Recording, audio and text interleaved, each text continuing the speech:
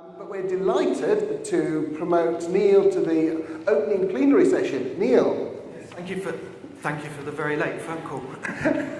Right. Okay. Good morning. I won't try and keep you too long from coffee break. I just want to talk a little bit about using visual thinking in research.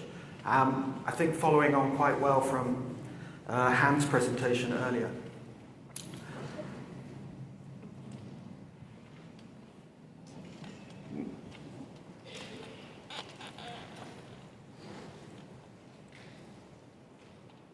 I'm not getting any.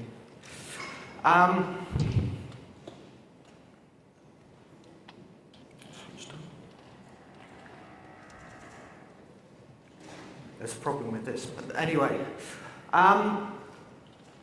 In research, I think we use too many words.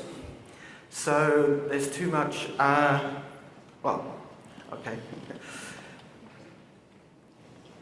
It's okay, fine. Thanks.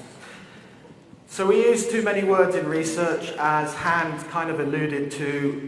We talk too much to System 2 and not enough to System 1. And I've read a lot recently about our times being the age of the image, rise in visual literacy. We've heard a lot of stuff about multiple screens. And I think we're at a stage now where there's really not so much excuse for research not to do more with images and pictures, because it's practical, we can do it now. Maybe in the past it was a little bit more tricky. And just as an example, when I put these two stimuli up, I'm pretty sure that the one on the right will get your attention first. That's the one on my left. But also your brain will process that pretty much in an instant and know the meaning and come with a rich kind of set of associations. When you process the one on my right, the word, it's going to be much more kind of slow and effortful and deliberate. And so the kind of whole argument I want to make is that if you want to tap into the emotional brain, System 1, images work much better than words because it's non-verbal. We think visually. By some estimates, around a half of all the things that the brain does is processing visual information, because that's about 90% of the sensory information that comes into it, sort of every second of the day. And also, when you think about language, and there are some research tools that focus on metaphors in language because they're pretty pervasive in everything we say. Now, the reason for that is what the brain has to do with the abstract concepts and ideas that we communicate in language is translate them back into what it knows. What it knows is physical experience, how we sense the world around us. And that's very much true for emotions. So emotions are non-verbal. We feel emotion. We don't think emotion. And emotions, if you look at the evolution of emotions in animals, they very much start with a very basic idea that you need to approach stuff in the world that's good for you and avoid stuff that might be bad for you.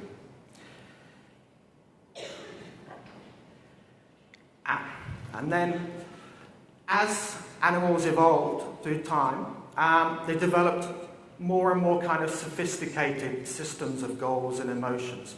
And maybe one way to look at how goals and motivations relate to emotions is to think of the goals as the strategies and the emotions as the execution, to use Hans' phrase. So in animals, it's been shown there are around 7 basic emotional systems, and they're independent systems, so that when an animal identifies that a particular goal is important, that system kind of kicks in and starts running everything to make sure that goal is achieved. The most important of which in animals is seeking behavior, so going out and finding new stuff So that's the kind of approach behavior, essentially. And another one being fear, which is the avoid behavior, of course. You'll see all of these 7 emotions are not just animal emotions, they're human emotions as well. But in humans, arguably, they're a little bit more sophisticated. So in the example I'm going to show you of looking at sort of emotions and goals, I'm going to talk about 12 basic emotions, 12 drives that we have. From sort of wanting to be open and change and be free, to wanting control and safety, and from sort of wanting to belong to groups through to wanting to be an individual. And that particular difference is important in the example I'm going to show you. These emotions are very much important to brands as well. So brands that are successful, I think, are successful because they understand the core goals of their customers and they focus on them, both in terms of how they communicate what they're about, but also how they design experiences. So if you think about IKEA, I'm assuming quite a lot of you would have been to an IKEA store. Of course, they communicate the idea of democracy and equality and access to reasonably designed furniture for anyone, whatever their kind of budget. But when you go into their store, the whole experience is also designed to communicate that. I don't know if you've noticed, but you have to follow the same path as everyone else around the store. That's democracy of a sort, yeah.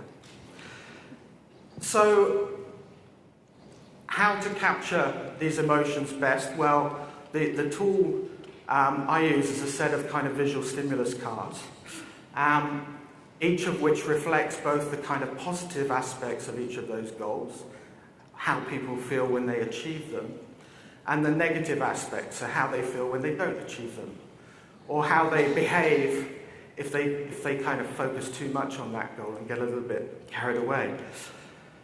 And I'm going to talk about an example from some work in Indonesia. It's quite an interesting example because it's trying to explore the idea of indulgence. Indulgence is quite a tricky concept in Indonesia because there's no word for it.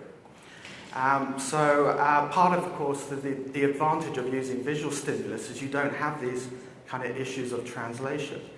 But what you see is that the Indonesian kind of understanding of indulgence has some aspects which are very similar to maybe how you feel about it in Australia and in Western cultures, which is the importance of kind of expressing yourself and being an individual. But within an Indonesian context, it's very much kind of tethered to the importance of still having a connection with other people around you.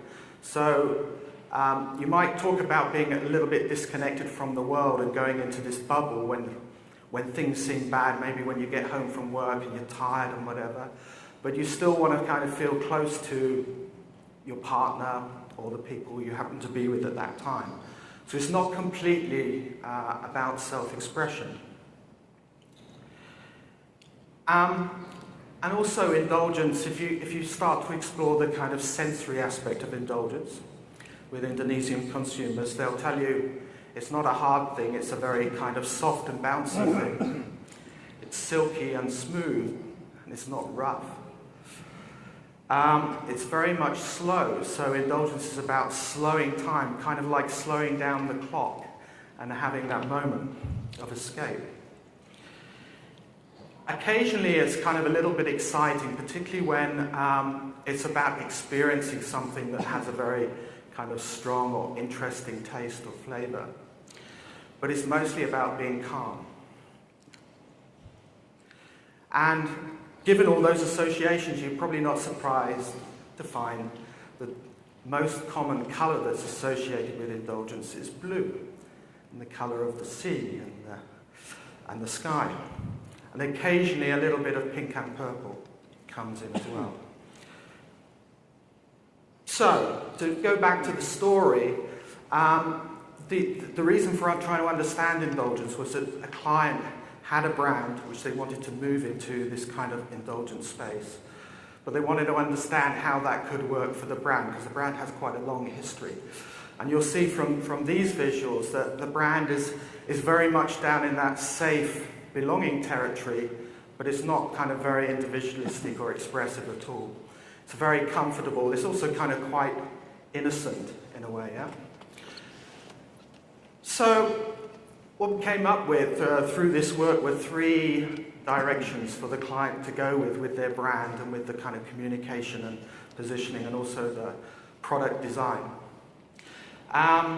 The first direction hopefully visually makes sense, which is essentially about escaping from all the bad things around you into your little bubble. Yeah? So it's going from kind of being a little bit in denial through to feeling very optimistic and happy and joyful.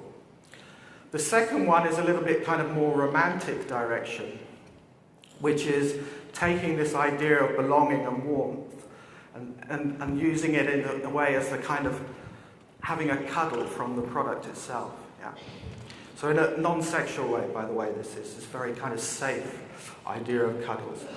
And the kind of third direction that looked like it would work for this client was more a kind of experiential one, which is around the product. So the product actually had a very high credibility in terms of the delivery of it. So the idea there was to kind of push that through into an experiential direction and maybe do some kind of more interesting flavors and innovations with the product itself. And if you need words to understand those concepts, there are some too, but I think they should make pretty good sense based on what I've shown you. So, in summary, I think if you want to talk to the emotional brain, if you want to talk to the experiencing brain, then you need to speak in the language of experience. Obviously, that covers multiple senses, but the one I think is the easiest for research to tap into, especially with today's technology, is the visual sense, and using visual stimulus to collect responses from people that really reflect how they feel rather than how they think. So thank you very much.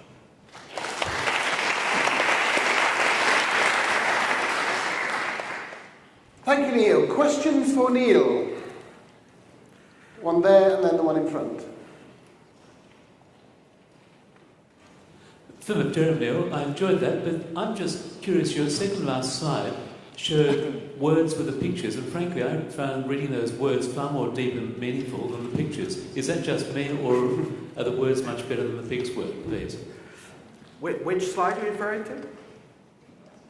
The second or third last slide, where you had the 2 sets of pictures, but above those you have the words for those and the words there. Yeah.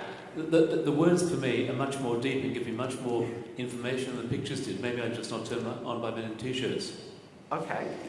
But that's after a sort of slow consideration there, but I'm sure you also have a fairly immediate and visceral reaction to the pictures, which tell you a lot of the story very quickly. Yeah, which is kind of my point. Yeah. Hi, Lucy from Southern Cross Austereo. Hi.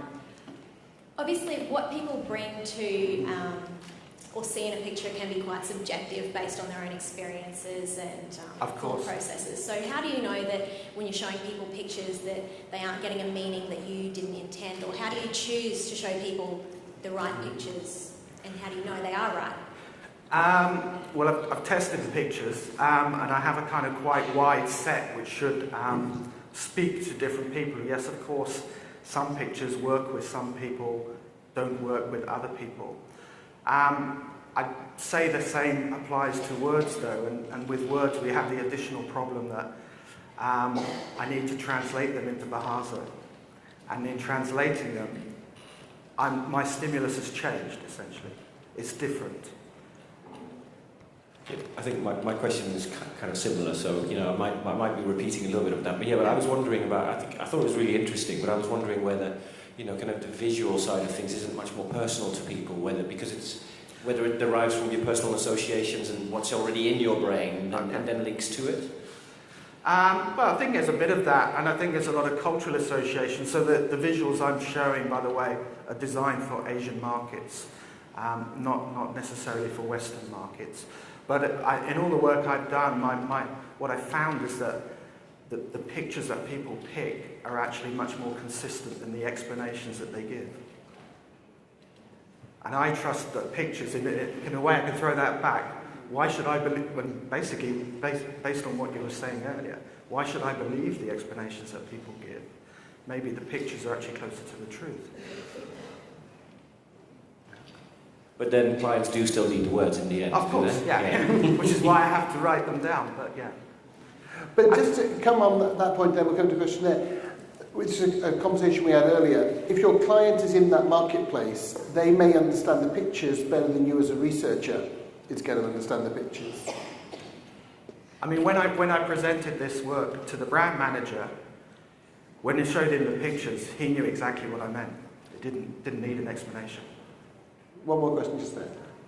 I agree that there's a lot of power in images, but those images do change cultural meaning across places. I showed some images in a semiotics workshop once in a Southeast Asian audience, and I was trying to demonstrate luxury with the image of a boat, and they told me that image actually represented that would be irrelevant. Drug dealing, criminals, and so forth. So you do have to be really, really careful about the images that you choose. You have to understand the cultural context, I completely agree.